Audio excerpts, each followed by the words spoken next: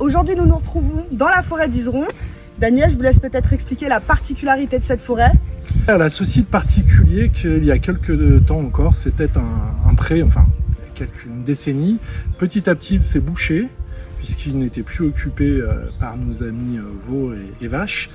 Et le propriétaire, qu'on va vous présenter ensuite, monsieur Humbert, a choisi de venir poser à cet endroit-là les principes d'une parcelle forestière à haute résistance. Le pourquoi de ce projet-là, il n'y a pas de rationnel, c'est un rationnel affectif, il n'y a aucun rationnel de profit ou économique, puisque je ne sais pas quand est-ce si quelqu'un les récoltera, ça sera les arrière-petits-enfants, ces arbres-là. L'objectif était que j'avais cette parcelle, j'ai un petit dos de bois à côté, cette parcelle était en friche et je me suis toujours dit, quand tu auras du temps libre, quand tu seras à la retraite, il faut que tu en fasses quelque chose.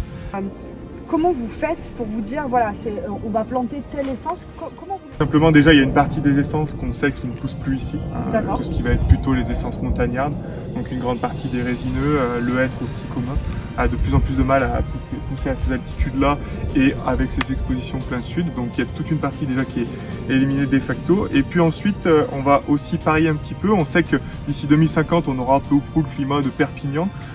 Donc on pourrait se dire naïvement, on prend les essences de Perpignan et on vient les installer ici.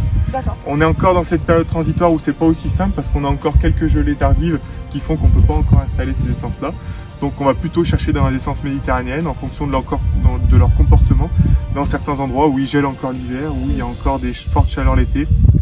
Le cèdre de l'Atlas par exemple.